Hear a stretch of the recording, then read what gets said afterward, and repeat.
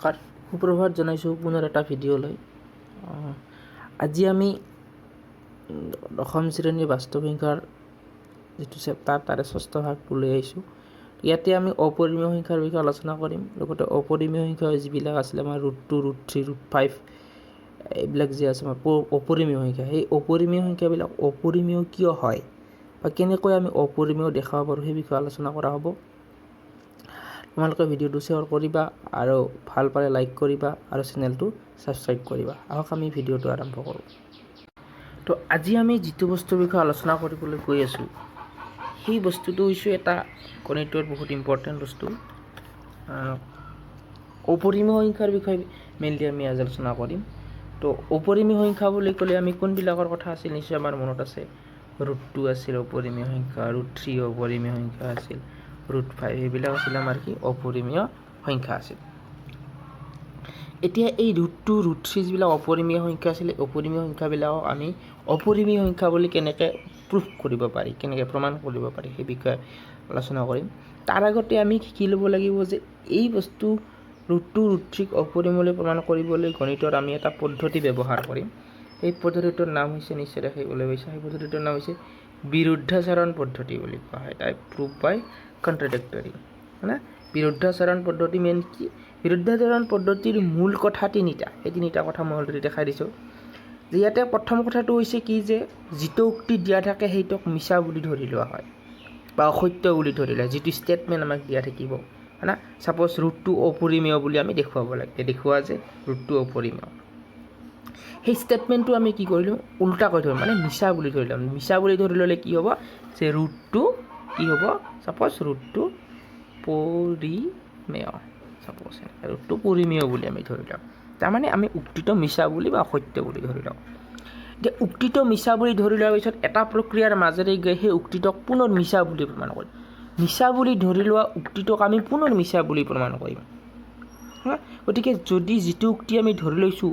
Original উক্তিটোৰ বিপৰীতে আমি এটা উক্তি লৈছোঁ, যে অৰিজিনেল কথা যিটো আছে বিপৰীতে মানে মিছা বুলি, মিছা উক্তিটোক যদি আমি মিছা বুলি প্ৰমাণ কৰিব পাৰোঁ তেনেহ'লে লজিকেলি বা যুক্তিগতভাৱে কি হৈ যাব, যিটো আমাৰ মূল উক্তি আছিল সেই মূল উক্তিটো কি হ'ব, সত্য প্ৰমাণিত হ'ব।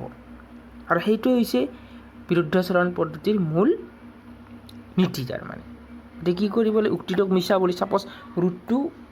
কি বুলি কৈছে অপৰিমেয় বুলি দেখাব, আমি √2 পৰিমেয় বুলি দেখালোঁ। √2 পৰিমেয় বুলি ধৰি পেলাই আমি গণিতটো কৰি গৈ থাকিলোঁ শেষত দেখা পালোঁ যে √2 পৰিমেয়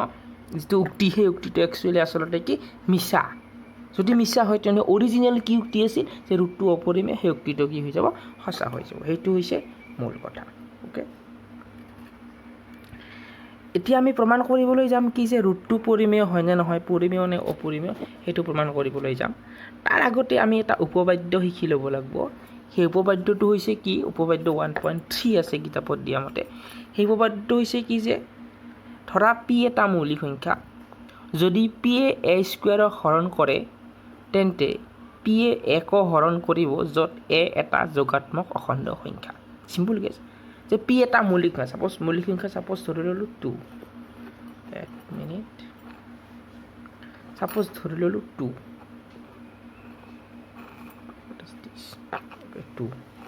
ছাপ'জ ধৰিলোঁ 2 এটা মৌলিক সংখ্যা। অ'কে, ছাপ'জ 2 ডিভাইড কৰে বুলি কৈছে। 2 ছাপ'জ আমি ছাপ'জ ধৰি ল'লোঁ 2 3 স্কুৱেৰ, ছাপ'জ 3 স্কুৱেৰ বাই 2, তাৰমানে 2 3 স্কুৱেৰক কি কৰে, ছাপ'জ ডিভাইড কৰে। 2 যদি 3 স্কুৱেৰক ডিভাইড কৰে তেন্তে এই সূত্ৰটো মতে কি হ'ব, 2 3কো ডিভাইড কৰিব। 2 3 স্কুৱেৰক ডিভাইড কৰে, ডেট মিনছ 2 3কো কি কৰিব, ডিভাইড কৰিব। আমি ছাপ'জ ধৰি লৈছোঁ 2 বাৰু 3 ডিভাইড নাযায়, আমি ছাপ'জ ধৰি লৈছোঁ। গতিকে এইটো সূত্ৰ সেনেকুৱা যে যদি পি এ এ স্কুৱেৰক হৰণ কৰে, তাৰমানে এ স্কুৱেৰ বাই পি যদি হয় তেতিয়াহ'লে আমি কি লিখিব পাৰিম, এ বাই কি লিখিব পাৰিম, পি লিখিব পাৰিম, এ বাই পি। বুজিছা, যদি এ স্কুৱেৰ বাই পি, তাৰমানে পি এ যদি এ স্কুৱেৰক হৰণ কৰে তেতিয়া কি হ'ব, এ বাই পি হ'ব। ঠিক আছে, 2 যদি 3 স্কুৱেৰক হৰণ কৰে তেনেহ'লে 2 কি হ'ব, 3কো হৰণ কৰিব। কথাটো হৈছে সেইটো। গতিকে সেইটো থিয়ৰী এপ্লাই কৰি আমি কি কৰিম, এই আমি যিটো প্ৰমাণ কৰিবলৈ এতিয়া গৈ আছোঁ না সেই প্ৰমাণ কৰিব যাওঁতে এই উপপাদ্যটো কি হ'ব চিম্পলি ব্যৱহাৰ হ'ব অলপ বেছি ইমান ক'ব লগা নাই যে এ স্কুৱাৰে যদি হৰণ কৰে ইয়াক এ স্কুৱাৰেৰে হৰণ এৰে হৰণ কৰিব সেইটো নেক্সট স্লাইডত লৈ গুচি আহিছোঁ আমি তো নেক্সট স্লাইডত আমি কি দেখা পাইছোঁ উদাহৰণ আমি এটা ল'ব খুজিছোঁ যে উদাহৰণত আমি এটা কুৱেশ্যন লৈছোঁ যে কুৱেশ্যনটো হৈছে কি প্ৰমাণ কৰা যে ৰুটটো অপৰিমেয় তো আমি ৰুটটো অপৰিমেয় বুলি কি কৰিব লাগে প্ৰমাণ কৰিব লাগে এতিয়া ৰুটটো অপৰিমেয় বুলি প্ৰমাণ কৰিবলৈ যাওঁতে আমি কি কৰিব লাগিব আমাৰ বিৰুদ্ধাচৰণ যিটো নিয়ম আছিল সেই বিৰুদ্ধাচৰণ আমাৰ নিয়মটো কি কৰিব লাগিব আমি এপ্লাই কৰি দিম এতিয়া ধৰা হ'ল আমাৰ বিৰুদ্ধভাৱে ৰুটটো পৰিমেয় ৰুটটো অপৰিমেয় বুলি কৈছিল আৰু আমাৰ বিৰুদ্ধভাৱে ৰুটটো পৰিমেয় বুলি ধৰি লৈছোঁ এতিয়া কি আমি কি ল'ব পাৰোঁ যদি ৰুটটো পৰিমেয় হয় আমি জানো পৰিমেয় সংখ্যাবিলাকক পি বাই কিউ আকাৰত লিখিব পাৰি গতিকে ৰুটটো ইজুগল কি হ'ল পি বাই কিউ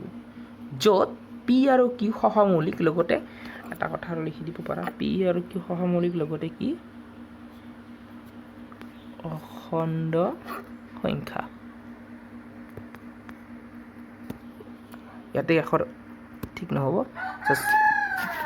আকৃতিটো দিব পাৰিম য'ত পি আৰু কিউ সহমৌলিক লগতে পি আৰু কিউ অখণ্ড সংখ্যা য'ত পি আৰু কিউৰ ওৱানৰ বাহিৰে বেলেগ সাধাৰণ উৎপাদক নাই তাৰমানে সহমৌলিকবোৰ লিখি দিলে এই লাইনটো লিখাৰ কোনো প্ৰয়োজন নাই সহমৌলিকবোৰ লিখি দিবা আৰু পি কিউ অখণ্ড সংখ্যাবোৰ লিখি দিবা এইটো মই বুজাৰ কাৰণে লিখি দিছোঁ যে সহমৌলিক মানে কি যে পি আৰু কিউৰ ওৱানৰ বাহিৰে বেলেগ সাধাৰণ উৎপাদক নাই আমি চিম্পলি ক'ব খোজোঁ যে পি আৰু কিউ ওৱানৰ বাহিৰে বেলেগ নাম্বাৰেদি হৰণ নাই ছাপ'জ 2 and 3 এই দুটা সহমৌলিক 8 and 9 2 and 3 8 and 9 ইলা হৈছে এটা সহমৌলিকৰ জৰ সহমৌলিক মানে কি তাহাঁতক ওৱানৰ বাহিৰে বেলেগ নাম্বাৰেৰে হৰণ নাযায় তাৰমানে সাধাৰণ উৎপাদক ওৱানৰ বাহিৰে বেলেগ নাই এটা সহমৌলিক গতিকে ইয়াতে পি আৰু কিউটো সহমৌলিক হ'ব লাগিব ডেট মিনছ এটা কথা মনত ওৱানৰ বাহিৰে বেলেগ সাধাৰণ উৎপাদক নাই যদিহে ৰুটটো পৰিমেয় হয় ক্লিয়াৰ কথাটো এতিয়া আমি কি কৰিছোঁ নেক্সট কৰিবলৈ চেষ্টা কৰিছোঁ এইটোৰ পৰা আহিছোঁ ৰুটটো ইজিকল পি বাই কিউ আছিল গতিকে আমি জানো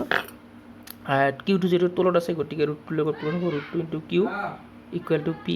দুইফালে আমি স্কুৱাৰ কৰি দিছোঁ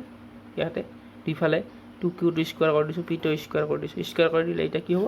ৰুটটোৰ পৰা ৰুটটো আছে গতিকে স্কুৱাৰ কৰি দিলে ৰুটটো উঠি যাব 2 থাকিল 2 কিউ স্কুৱাৰ ইজিকল কি থাকিল পি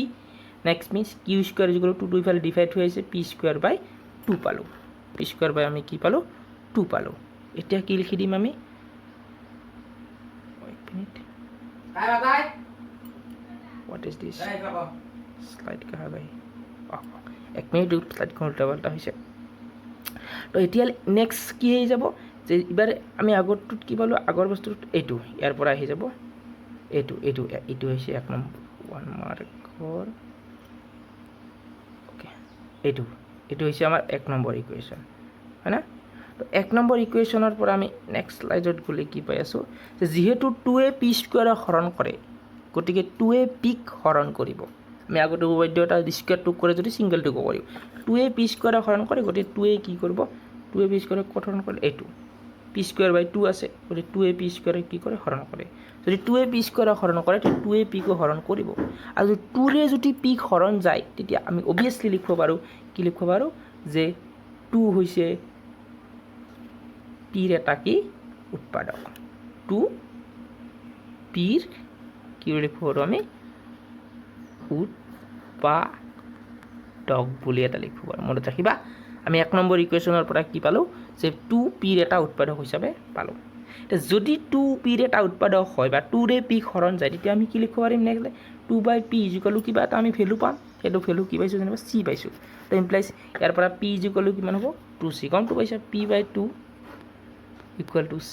তলত 1 থাকে ক্ৰছ প্ৰডাক্ট কৰি দিব লাগিব ক্ৰছ প্ৰডাক্ট কৰি দিলে আমি কি পাম p equal two 2c okay তলত 1 থাকে গতিকে ক্ৰছ প্ৰডাক্ট কৰি দিলা স্কুৱাৰ কৰি দিলে p ইকুৱেল টু কিমান থাকিল 2c থাকিল এবাৰ দুফালে স্কুৱাৰ কৰি দিছোঁ স্কুৱাৰ p স্কুৱাৰ হৈছে এটা কি হৈছে 4 স্কুৱাৰ 4c স্কুৱাৰ আৰু p স্কুৱাৰ মানে কি লিখিছোঁ আগৰ আমি পাৰটো p স্কুৱাৰ ইকুৱেল কি পাইছিলোঁ 2q স্কুৱাৰ পাইছিলোঁ আগৰ স্লাইডখন গ'লে পাম এইটো p স্কুৱাৰ ইকুৱেল কি পাইছিলোঁ 2q স্কুৱাৰ পাইছিলোঁ সেইটো ৰাখিবা ওকে তো আমি কি পাইছোঁ p স্কুৱাৰ ইকুৱেল কি পাইছোঁ আমি 2q স্কুৱাৰ পালোঁ তো 2p স্কুৱাৰ জেগাত 2q স্কুৱাৰ বহাই দিছোঁ ইকুৱেল 4c স্কুৱাৰ আছে 2q স্কুৱাৰ 4 টো ইফালে ডিভাইড কৰি লৈছোঁ এই 4 যিটো আছিল এই 4টো ইফালে কি কৰি লৈছোঁ ডিভাইড কৰি লৈছোঁ হয়না তো ডিভাইড কৰি লৈ অহাৰ ফলত কি থাকিল 2 কেঞ্চেল গ'ল এতে এইটো 1 মিনিট 2q স্কয়ার বাই কি থাকিল 4 তো লাইন আছে ইকুয়াল টু থাকিল তোমার c স্কয়ার 2 রে এটো 4 কত পাৰো 2 দ্যাট মিন্স কি থাকিল q square by 2 equal to কিমান থাকব c এটো লিখি দিছো q square by 2 equal to কি দেখা পালো আমি c দেখা পালো এটা ইকুয়েশন নাম্বার কি বলি দিছো আমি 2 বলি দিছো ইকুয়েশন নাম্বার 2 তো এতিয়া তো ইকুয়েশন নাম্বার 2 ৰ পৰা কি কাম 2a q স্কয়াৰ হৰণ কৰি দেখা পাইছো আমি 2a q স্কয়াৰ হৰণ কৰে q a কি কৰিব সৰি 2a q স্কয়াৰ হৰণ কৰে গতিকে q কো হৰণ কৰিব তাৰ মানে 2a q কো হৰণ কৰিব যেহেতু কি কৰে এটা 2 এটা লাগছিল গতিকে আমি কি কৰিব পাৰো এটা 2 দিবা পৰে q a 2a q কো হৰণ কৰিব এটা 2 এটা ভৰাই দিবা দি 2a q স্কয়াৰ হৰণ কৰে গতিকে 2a q কো হৰণ কৰিব অৰ্থাৎ 2q এটা উৎপাদক এটা পালো আমি ইকুয়েশন নাম্বাৰ 2 ৰ পৰা এটো পালো ইকুয়েশন নাম্বার এটো যেন পালো 2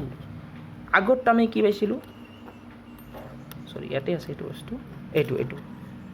এটো পাইছিলো তো আমি 1 নাম্বার ইকুয়েশনৰ পৰা পাইছিলো 1 নাম্বাৰ ইকুয়েশনৰ পৰা কি পাইছিলো 2p ৰ এটা উৎপাদক পাইছিলো ওকে নেক্সট আমি 2 নাম্বাৰ ইকুয়েশনৰ পৰা কি পালো 2q ৰ এটা উৎপাদক পালো দ্যাট মিন্স কি বুজি পালা যে 2p ৰ এটা উৎপাদক ইফালে 2q ৰ এটা উৎপাদক 2p ৰ এটা উৎপাদক 2q ৰ এটা উৎপাদক তে 2p ৰ এটা উৎপাদক 2q ৰ এটা উৎপাদক 2p ৰ যদি উৎপাদক হয় q ৰ যদি উৎপাদক হয় তেতিয়া আমি কি লিখিব পাৰো নেক্সট স্টেপটো ইয়াতে আহি গৈছে নেক্সট স্টেপত আমি কি লিখিব পাৰিম যে 1 আৰু 2 ৰ পৰা 2 এটা কমা দিবা 2 p আৰু q ৰ এটা সাধাৰণ উৎপাদক হ'ব আমি দেখাই দিলো যে 2 ৰে p কো হৰণ যায় 2 ৰে q কো হৰণ যায় গতি 2 p আৰু q ৰ এটা সাধাৰণ উৎপাদক জিতৈ আমি ধৰি লোৱা কথাটো অবিয়াসলি কি কৈছে বিৰুদ্ধাচৰণ কৰিছে আমি তো ধৰি লৈছিলো যে p আৰু q ৰ 1 ৰ বাহিৰে বেলেগ সাধাৰণ উৎপাদক নাই কিন্তু এটা p আৰু q ৰ 1 ৰ বাহিৰে এটা সাধাৰণ উৎপাদক 2 ওলাই আহিছে ততে আমি কো ধৰি লোৱা কথাটো কি কৰিছে বিৰুদ্ধাচৰণ কৰিছে বা বিৰুদ্ধে গৈছে আমি ধৰি লোৱা কথাটো হঠাৎ আমি ধৰি লোৱা কথাটো মিছো বিৰুদ্ধ যোৱাৰ কাৰণটো কি যে আমি যেটো কথা ধৰি লৈছিলো যে ৰুটটো পৰিমেয় বুলি ধৰি লৈছিলো সেই কথাটো আসলতে মিছা যদি মিছা হয় ৰুটটো পৰিমেয় তাৰ মানে কি হয় নহয় ৰুটটো পৰিমেয় নহয় তেতিয়া হলে কি হ'ব ৰুটটো অপৰিমেয় তো এনেকৈ কি কৰিব পাৰো আমি বিৰুদ্ধাচৰণ পদ্ধতিটো ব্যৱহাৰ কৰি কি কৰিব পাৰো ৰুটটো বা কি বুলি কয় ৰুটটোক আমি কি কৰিব পাৰো অপৰিমেয় বুলি মজাকে দেখুৱাই দিলো with the help of proof by contradictory এইটো সিস্টেমত ইউজ কৰি ওকে তো তোমালোকে হেইটো সিস্টেমত কি কৰি চাব পাৰা হেইটো সিস্টেমত তোমালোকে কি কৰি চাব পাৰা এই সাপোজ 1 মিনিট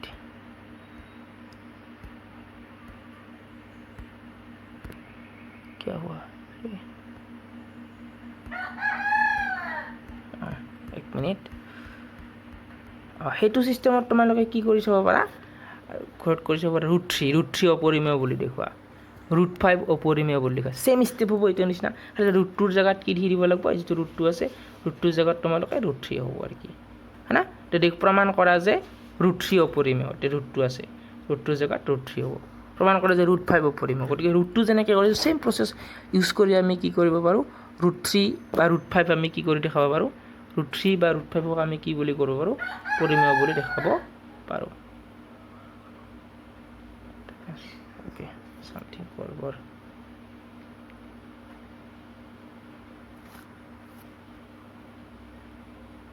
okay তো √3 আৰু √5 কি কৰি দিব পাৰো পৰিমেয় বুলি অপৰিমেয় বুলি দেখাব পাৰো হেতু তোমালোকে কৰি যাবা √2 আৰু √2 নিচিনা সেম প্ৰসেছত ওকে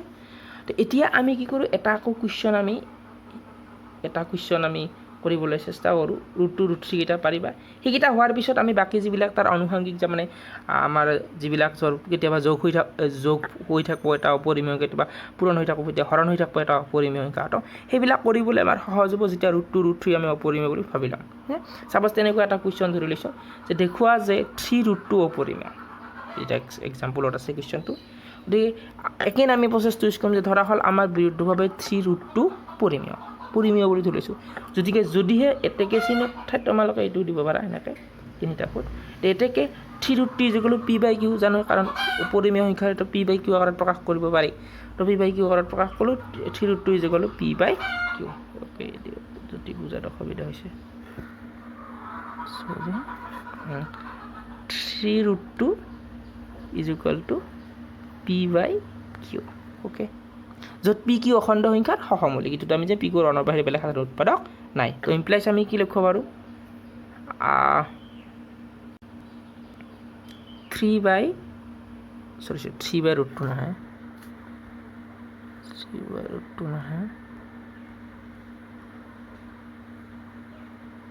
3√2